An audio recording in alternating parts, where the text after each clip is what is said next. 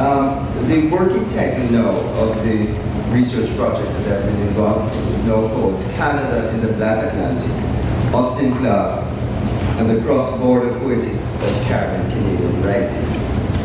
The project that began as an exploration of the role that Austin Clarke and Canada played in the historical construction and development of Anglophone Caribbean literature has developed into an inquiry about the place of Canada, Clarke, and the cross-border poetics of Caribbean Canadian writing in Black transnational studies.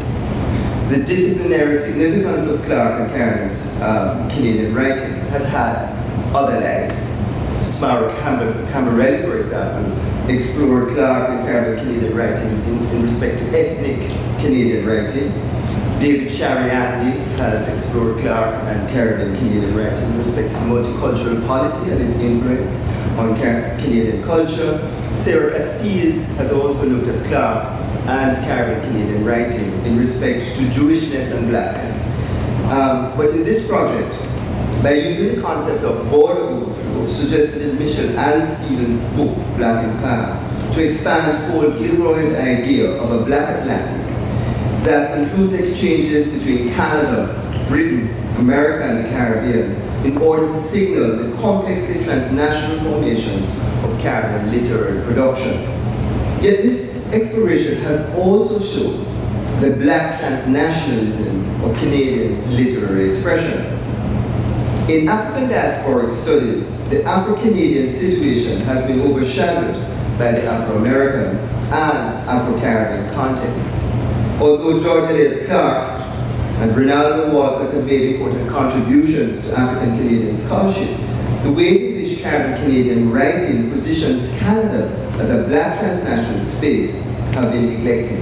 Indeed, both these scholars have been sensitive to the ways in which the race construction of Caribbean Canadian writing can so easily obscure other Black Canadian histories and have warned against the, quote, hypervisibility of Caribbean Canadian writing in Black studies in Canada. At the same time, Ronaldo Walcott has also argued that discourses of Black diasporas in the Black Atlantic have largely left Canada out of their consideration of these exchange routes. So while Walcott's criticism of Gilroy's inclusion of Canada in this Black Atlantic routes is shared by other critics, I nevertheless agree with Walcott that these Black transnational concepts are still useful because they force us to examine Black Atlantic movements beyond the original dispersal. My expanded paper, therefore, is proposing that one of the ways to restore Canada in the Black Atlantic studies is through Austin Clarke's border poetics, rather than through the lens of an oppositional Black politics of recognition and erasure.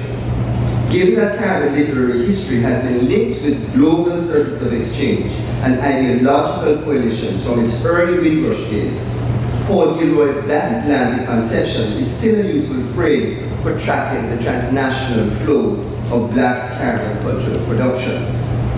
Though Gilroy's trade route set up historical points of references in his Black Atlantic circuits of exchange that do not include Canada, Africa, America, the Caribbean, and Britain are his orienting points, his oceanic metaphor suggests the geographically fluid nature of transnational circulations of ideas and cultural products, thus creating the possibility for an even more extensive vision than its own geographic coordinates might imply. By rerouting Gilroy's transnational cultural flows to Canada, and by exposing the coalitions around race theorized in such works as Michelle Ann Stevens' Black and Pan, I hope to signal that complexity transnational formations of Caribbean Canadian literary production that help to place Canada in the Black Atlantic studies.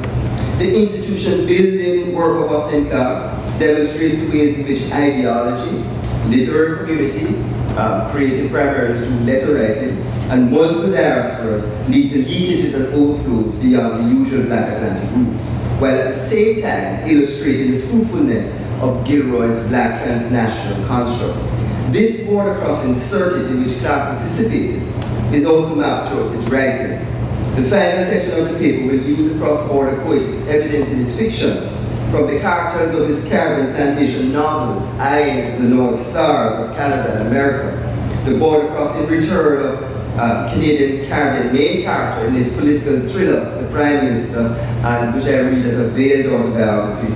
And the border crisscrossing of characters in his Toronto trilogy and The Origin of Waves, to show how Clark, Caribbean Canadian writing, and Canada might help to expand the Black Atlantic Project and Black transnational studies.